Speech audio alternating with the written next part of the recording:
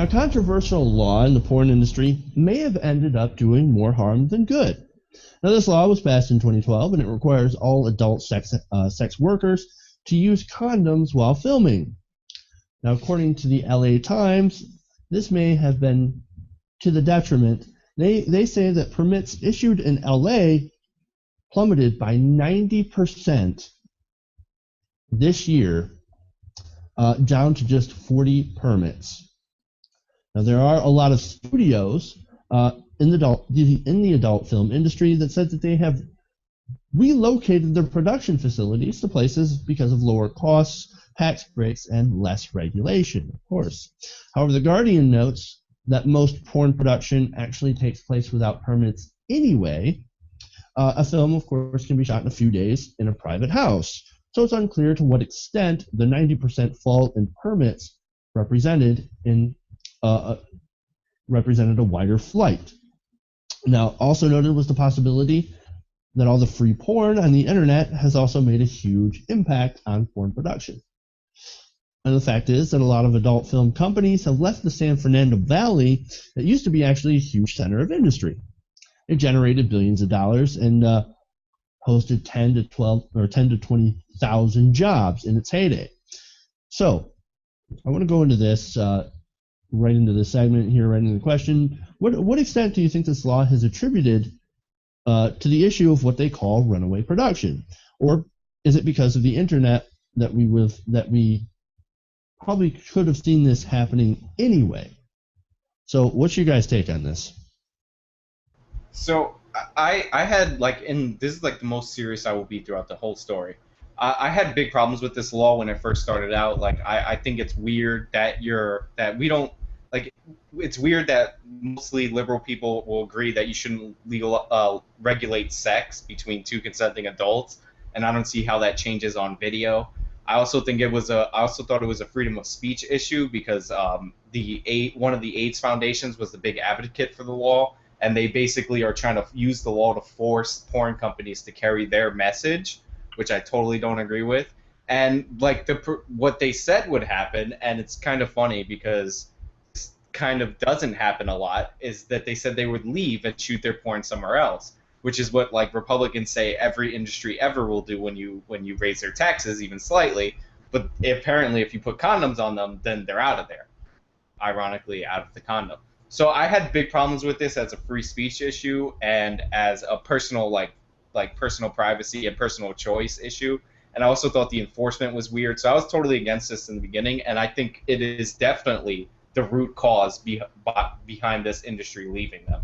And it's this weird thing in this country where whenever something has to do with sex, it doesn't matter what side you're on, we all have to get super weird about it and make sure that those people are having the right kind of sex. Big problems, Sean? Who are you trying to convince? So yeah, this is a perfect example of like here's a real world example of a principle that I've brought up in the show in the past, and this is an example of how libertarians, in my opinion, take something like this and say, see, regulation killed industry, and that's not really a caricature of the libertarian position in my understanding. It's generally speaking, it's government regulation is bad.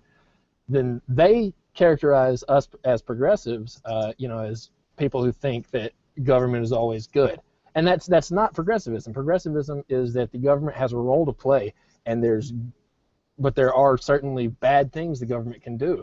And this, I think, this is an example. This is kind of a microcosm of what makes for a bad government regulation, right? So, these actors, they have to get checked for STDs and stuff like that. That didn't kill the industry, but that has cost, and that drives up production costs and all that kind of stuff. That didn't kill the industry. There's other things there's all sorts of regulation around this. But what happened here is they passed a regulation that affects the product, right? That apparently people don't want to see a condom whenever they're watching this. And so whenever they passed that regulation, whenever the government got so involved in something that made an inferior product, at least to what this consumer base considers inferior, then the industry left because they didn't want to do it. And that's I think an absolutely fair position to take.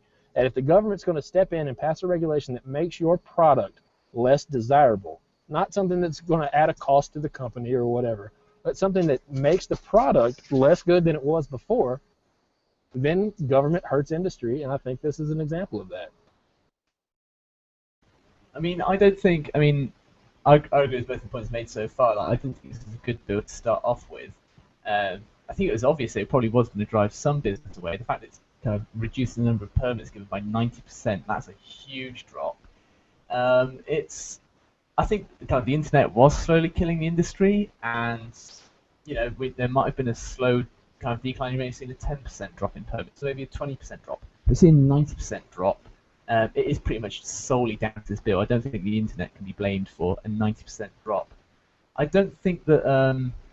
Because they're already kind of, as Jordan just pointed out, they're already fully tested all of the porn stars in the industry, and it's within the industry's best interest, because they want to have the, for want of a better phrase, greatest talent within the industry, and they want to make sure that those people are safe and can work as often as possible. And if their kind of employees are getting sick all the time through STIs and stuff, then that's not good for business. So the whole kind of testing their employees kind of on a monthly basis makes perfect sense. And I disagree with Sean's point with the kind of it's a matter of freedom of speech sort of thing, because the HIV charities, they were pushing heavily for this bill to go through in California.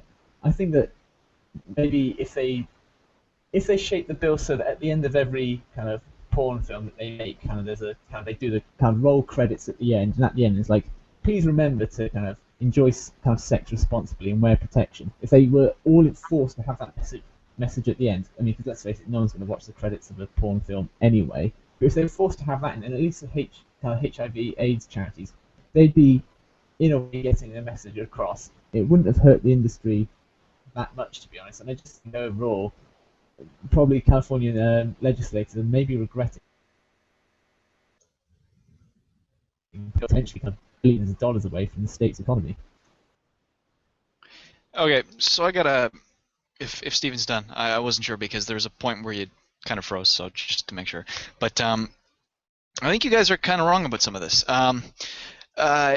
The condom ruling, to me, I mean, granted the arguments at the time, but the way I viewed the whole condom ruling thing was not so much to force anyone's message, so much as it was to start inundating, well, inundating is the wrong word too, I guess to inject it in public consciousness. And let's face it, as much as people deny it, pornography viewing I think could arguably consider public consciousness.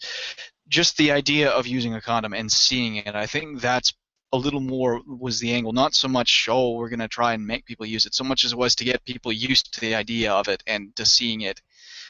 I think. But the other thing I think you guys are wrong on is this point that the internet's killing the porn industry. I would heavily disagree. I think the internet has let the porn industry thrive in ways it has never done before. And I think this is just an example of that. Granted, I do think the condom ruling is definitely one of the reasons that's driving the porn industry away from California. But god damn it, I guarantee it's killing it there, Sean. You're right. It is killing it there. But I guarantee you this is also sort of a globalization of porn. I think people are into more exotic things now, and I think that's part of the reason why it's being shot in different locations and why you have even foreign cultures and foreign people coming in. Porn's always had that sort of streak with desiring the exotic because it's fantasy. That's the other reason why as much as I sort of defended the condom law earlier, why I will say it will never work is because the reason people watch is because they want fantasy where they don't have to worry about that thing. But this is, I think, another element of it is the location matters and scenery matters, and all of these factors can contribute to what someone will watch. If you're giving something exotic or something different, something that isn't the same old crap over and over again, it's probably going to be more attractive. So I think it's definitely tied to the condom thing, but I think this might actually arguably help the porn industry on a global scale in the sense that it'll just draw more people in and it'll become increasingly exotic to the point where people will be more interested in it. Or there'll be more opportunities. I don't know. That's my thoughts on it. Well, you're right. Like, it is killing the industry in California. But overall, you might be right. I mean, porn is heavily watched. I mean, A lot of people watch it. The problem here is that this law was well-intentioned. It also had the complete opposite effect of what it was aiming to do. Now, less porn actors will be using condoms because they move to places like Nevada and Eastern Europe were some of the examples. Brazil.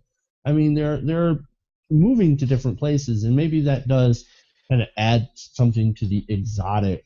See, here's where I kind of disagree with that, because that was a process well underway already. That process has been well underway. These sites are various websites and film genres about places like Brazil and Eastern Europe were well underway before this. I will take the point that it helps pick up the pace with it, but that's been going on for a long time. And look, the thing I was saying about the message, that's because that's what the advocates for the law said. They said it was about health, but it was more importantly about the message. And it is censoring. It is anytime you change an art form, and I get that people say that porn isn't an art or whatever, but it's still a movie, and I consider movies free speech. Anytime you alter an art form through the force of government, that is a free speech issue, in my opinion. I think that's plain and simple. But the thing that they were trying to achieve, and I'm like going to get in. I don't know why I'm so serious about this porn story, but they were basically trying to make them do what the gay porn industry did voluntarily when HIV was a big outbreak. Like, gay porn used to primarily use condoms in California because they decided after getting pressure from gay groups that they wanted to do that. Like, when their pressure failed in California, they decided to go to the government, and I think that's where they made the mistake. In reality, the market responded. People didn't want to watch this type of porn, and that ended up screwing them over.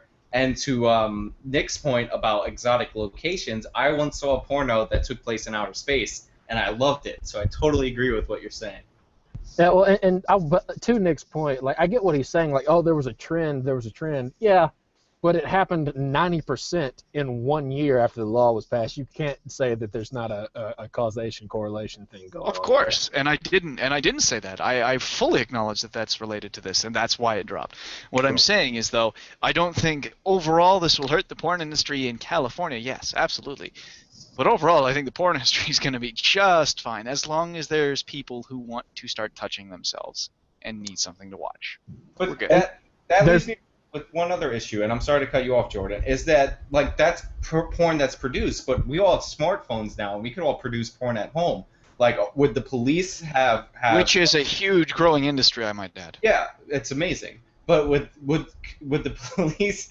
God damn it, a huge growing industry, really? Yeah, I made myself laugh. But are the police gonna break down your door because you post videos on one of the porn YouTube clones that I've never heard of or logged on in my entire life? Are they gonna break down your door because you're filming a porn without a condom in this location? There's also other issues of unequal enforcement that I have problems with, but mostly I just think it's a free speech issue. Well, and the best thing about this segment is we know there's really no need for Jeff to bring it home because we know where he stands on this.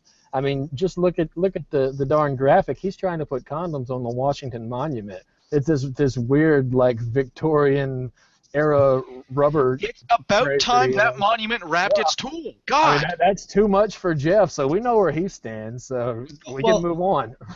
Well, one more thing. I do have to add one more thing. I just have to, point out how the porn industry in California is just having a really hard time.